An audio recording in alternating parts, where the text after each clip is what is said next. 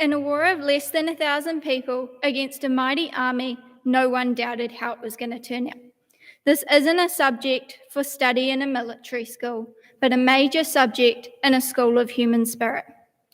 During World War II, it was a daily battle to survive for the Jewish people. The Nazis' use of death and concentration camps took the lives of many and left many more traumatized. However, spiritual and physical resistance from the Jews made living in these unimaginable circumstances almost bearable. After the establishment of the ghettos at the end of 1939 and the beginning of 1940, Jewish people were living in fear of the unknown. They attempted to preserve their cultural, religious, and individual identities, as well as their previous ways of life. Through the creation of hospitals, soup kitchens, orphanages, schools, and orchestras, they provided each other with the will to live another day.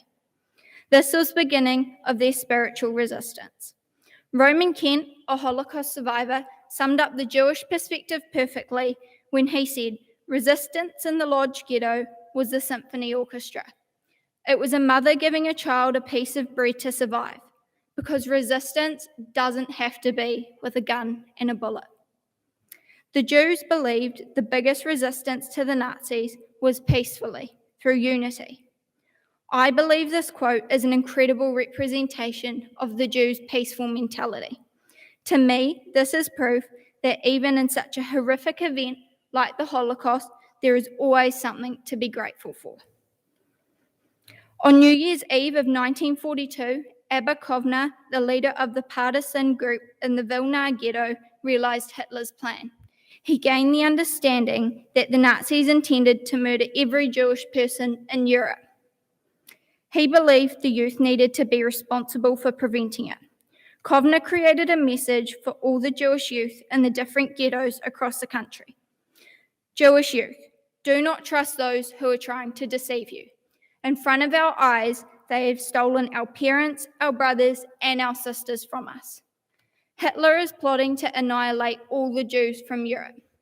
Let us not go like sheep to the slaughter. The only response to the enemy is resistance. Brothers, it is better to fall as free fighters than to live at the mercy of murderers. Resist to our last breath.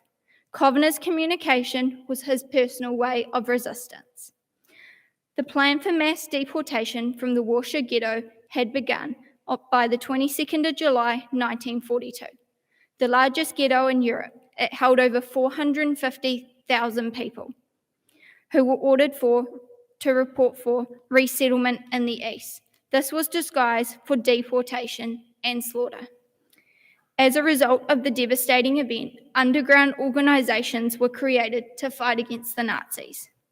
The Jews had to decide between dying through fighting the Nazis with their human dignity intact or being murdered at the hands of the Nazis.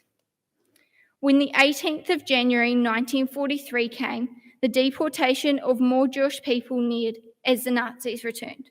For the very first time, a group of Jews fought back. The Nazi soldiers fled the ghetto, though many died in a short street fight. This was believed to be the first time in the Warsaw ghetto Nazis had been killed. On the 16th of May 1943, the Great Synagogue of Warsaw was destroyed, along with hundreds of years of Jewish history in Poland. This was the declaration of the end of the uprising. If you held a minute's silence for every person killed in the Holocaust, you would stay silent for 11 years. To put that into perspective, that is more than 3/4 of my life and my entire education.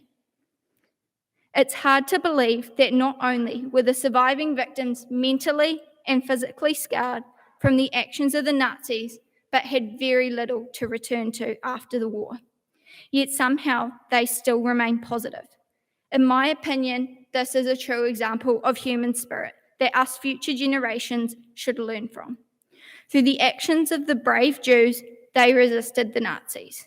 Through spiritual, physical, and mental resistance, the Jews proved they would not go like sheep to the slaughter.